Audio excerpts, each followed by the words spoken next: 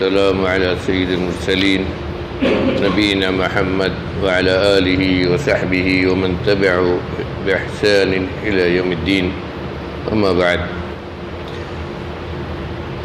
عن عمر بن الخطاب رضي الله عنه قال: سمعت رسول الله صلى الله عليه وسلم يقول: إنما الأعمال بالنيات وإنما لكل امرئ ما نوى ومن كانت هجرته إلى الله ورسوله فهجرته إلى الله ورسوله ومن كانت هجرته لدنيا يصيبها أو امرأة ينكحها فهجرته إلى ما هاجر إليه.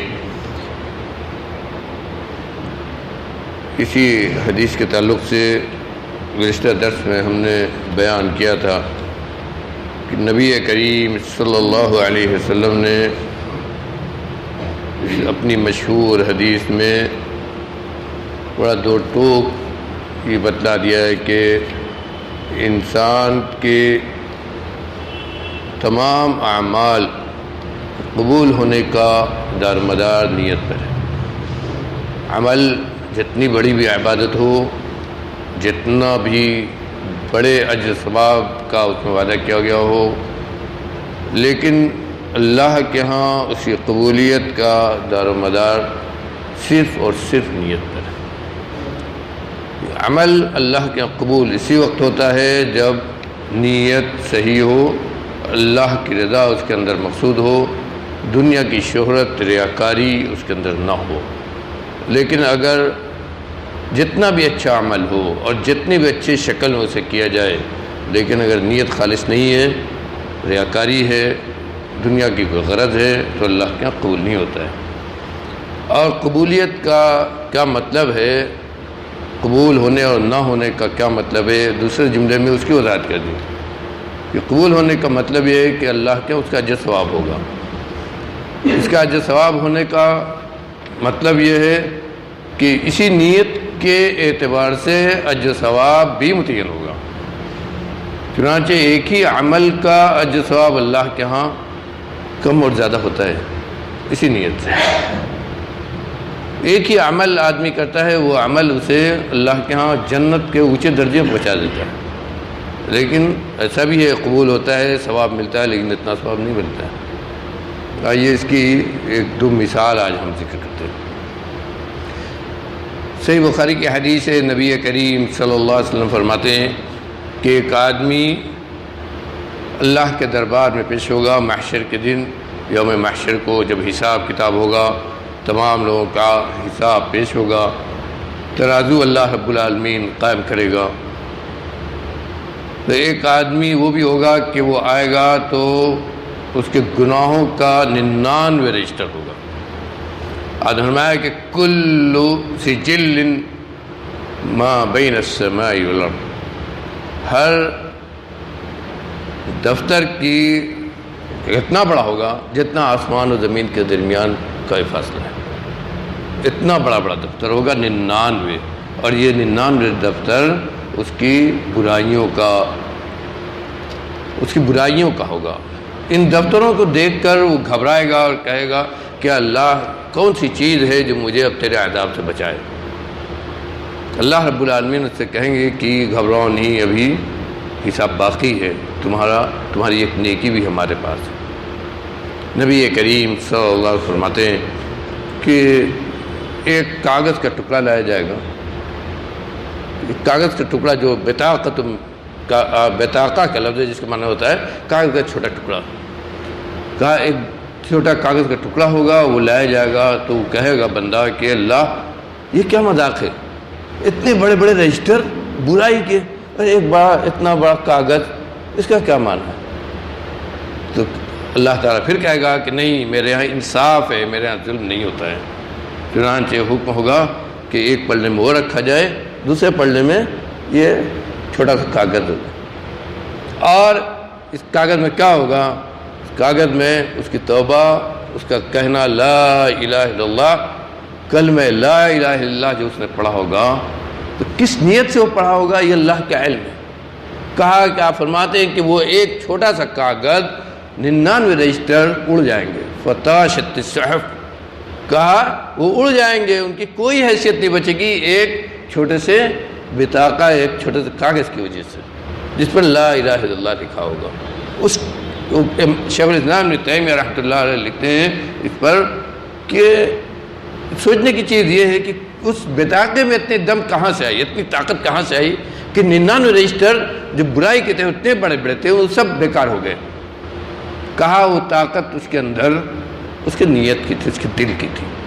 جس دل سے اس نے عذاب کے, جس ڈر سے اس نے اللہ سے توبہ کی تھی اور ایک کلمہ پڑھا تھا, وہ طاقت اس نیت نے اس کے اندر, اس کی نیت نے اس کے اندر یہ طاقت دی تھی. اور کہتے ہیں کہ یہ ضروری نہیں کہ ہر آدمی لا الہ الا اللہ پڑھے اور اس کے اس کاغذ کے اندر اتنی طاقت آ جائے, یہ ضروری نہیں ہے. وہ نیت جس کی وجہ سے اتنی طاقت ہے وہ نیت صرف اللہ جانتا ہے.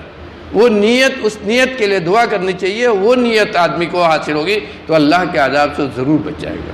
جیسے اتنا گناہ کرنے کے بعد بھی وہ آدمی اللہ کے عذاب سے بچ گیا. اور آئیے ایک دوسری حدیث میں, بہت بڑی نیکیاں آدمی کرتا ہے لیکن ریاکاری ہوتی ہے تو نیکیوں کی حیثیت کیا ہو جاتی ہے؟ وہ نیکیاں ہوتے ہوئے بھی آدمی کو اللہ کی جہنم میں لے جاتی ہے.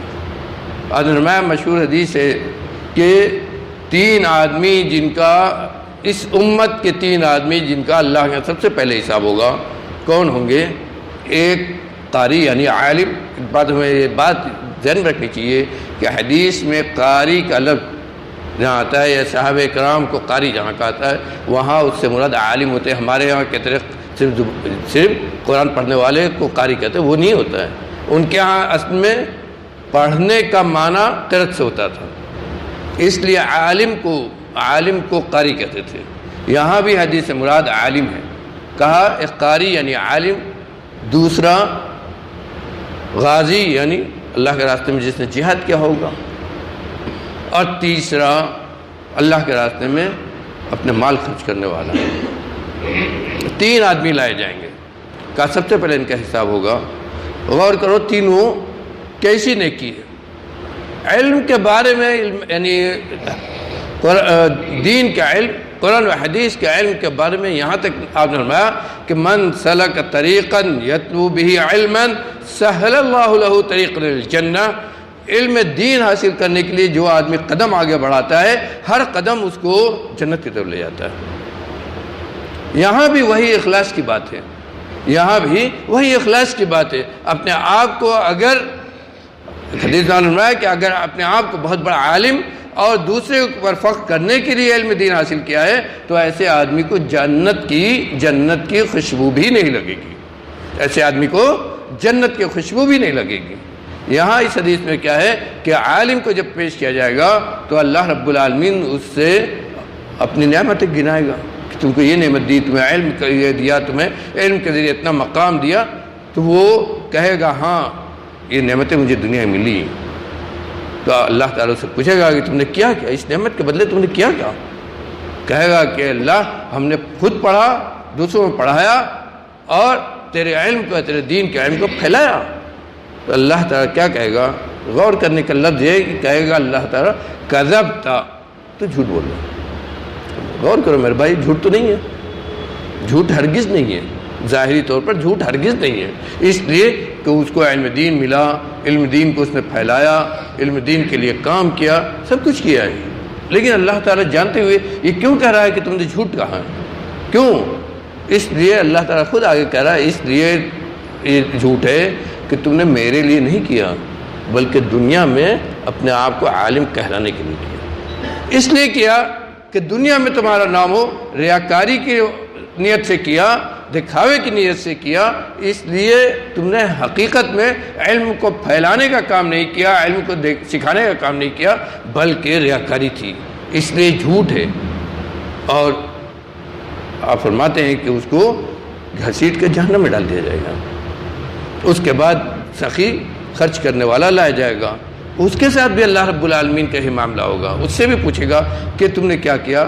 وہ بھی جب کہے گا کہ ہم نے تیرے مال کو اللہ کے راستے تیرے راہ میں خرچ کیا, خوب خرچ کیا, تو اس سے بھی اللہ تعالیٰ یہ کہے گا کذبتا, تو جھوٹ بول رہا ہے. اور تیسرا جو آدمی ہوگا تیسرا جو آدمی ہوگا اس سے بھی اللہ تعالیٰ کہے گا، تیسرا جو آدمی ہوگا وہ بھی کم نیکی نہیں، غازی ہوگا۔ اللہ کے راستے میں جہاد کرنا یہ سب سے بڑی نیکی ہے۔ نبی کریم صلی اللہ علیہ وسلم کے احادیث کو پڑھیے، اتنی بڑی اس کو نیکی کہا گیا ہے کہ سب سے مقدم اس کو رکھا ہے۔ لیکن اس کے ساتھ بھی یہی معاملہ ہوگا، رہکاری ہوگی تو اللہ تعالیٰ اس سے بھی کہے گا کذبت، تم جھوٹ بول رہا ہے۔ آپ نے فرمایا کہ تینوں آدمی سب سے پہلے وہ انسان ہوں گے میری امت کے جن کو گھسیٹ کر منہ کے بل جہنم میں ڈالا جائے گا۔ کیوں؟ اس لیے کہ نیت کا فساد ہے، صرف اس لیے کہ نیت کا فساد ہے۔ کرنے کو تینوں نے وہ کام کیا ہے جو انہیں جنت میں لے جائے، کرنے کو حقیقت میں وہ کام انہوں نے کیا جو انہیں جنت میں لے جائے، لیکن نیت فاسد ہونے کی وجہ سے یہ عمل قبول نہیں ہوا، قبول نہیں ہوگا تو پھر اس کا اجر و ثواب اللہ کیا نہیں ہوگا، نہ وہ درجہ پائے گا جو درجہ جس کا وعدہ کیا اللہ رب العالمین نے۔ یہیں سے شیخ الاسلام ابن تیمیہ رحمۃ اللہ علیہ لکھتے ہیں کہ اگر آدمی سب سے پہلے آدمی کو چاہیے کہ کوئی بھی چھوٹی بڑی کوئی بھی نیکی ہو اس کو حقیقت نہ جانے، اور دوسری بات یہ کہ اس کو کرنے سے پہلے اپنے دل کو ٹٹولے، اپنے دل کی صفائی کرے، نیت کو خالص کرے، دنیا کی طرف سے اپنی آنکھیں موڑ لے، یہ سوچ کر کرے کہ صرف اللہ کی رضا کے لیے کر رہے ہیں اور اس میں صرف اللہ کی خوشنودی مقصود ہے اور کچھ بھی نہیں، اور کچھ بھی نہیں۔ دنیا والے کیا کہتے ہیں اس سے ہم کو کیا مطلب، اس سے ہم کو کوئی مطلب نہیں ہے۔ اگر یہ چیز ہوگی تو وہ عمل چاہے جتنا چھوٹا ہو اللہ کے ہاں جنت میں داخلے کا ذریعہ بن سکتا ہے، چاہے جتنا چھوٹا ہو۔ اور اسی لیے کہا ہے کہ حقیر سے حقیر نیکی کا موقع ملے اسے نہیں چھوڑنا چاہیے۔ کسی کو نہیں معلوم ہے کہ اس نیکی کا جو ثواب کتنا ہوگا اللہ کے ہاں، کسی کو نہیں معلوم ہے۔ یہ نیت ہے جو اس عمل کی نیکی کو اللہ کے ہاں آسمان تک پہنچاتا ہے، اس عمل کی نیکی اور اس کے اجر ثواب کو آسمان تک پہنچاتا ہے۔ تو یہ کسی کو نہیں معلوم ہے، اور یہ اسی وقت ہوگا جب نیت پاک و صاف ہوگی، اور اگر نیت نہیں ہوگی پاک و صاف تو وہی ہوگا جس کا نبی کریم صلی اللہ علیہ وسلم نے آگے کہا بیان کیا ہے کہ اگر ہجرت جیسا عمل بھی، ہجرت جیسا عمل بھی جس کی بہت زیادہ اللہ رب العالمین نے خود قرآن میں اس کی بڑی فضیلت بیان کی ہے، ہجرت جیسا عمل بھی اگر کوئی کرے اور نیت خالص نہ ہو، اللہ کے لیے نہ ہو، تو یہ بھی بیکار ہے۔ اسی لیے آگے آپ نے فرمایا کہ جس کی ہجرت اللہ اور اس کے رسول کے لیے ہوگی، اللہ اور اس کے رسول کو راضی کرنے کے لیے اس نے ہجرت کی ہے، تو بلا شبہ اس کی ہجرت اللہ اور اس کے رسول کو راضی کرنے کے لیے ہوگی، اس کا اجر ثواب ملے گا۔ لیکن اگر ہجرت دنیا پانے کے لیے ہو کہ چلو فلان جگہ جائیں گے تو ہاں ہماری دنیا کھل جائے گی، پیسہ بہت ملے گا، یا ہے کہ کسی سے شادی کرنے کی نیت سے کسی عورت سے، تو اس کی ہجرت اسی کی طرف ہوگی۔ آخری کا جو ٹکڑا ہے وہ ایک واقعے سے متعلق ہے، انشاءاللہ اگلے درس میں اس کی بھی ہم وضاحت کریں گے۔ اللہ تعالیٰ سے دعا ہے کہ ہم کو نیک عمل کی توفیق دے، ہمارے اعمال میں سچی صحیح نیت پیدا کر دے، ریاکاری سے ہم سب کو محفوظ کر دے۔ جو بھی چھوٹی بڑی نیکی ہم کرتے ہیں رب العالمین تو اس کو قبول فرما لے۔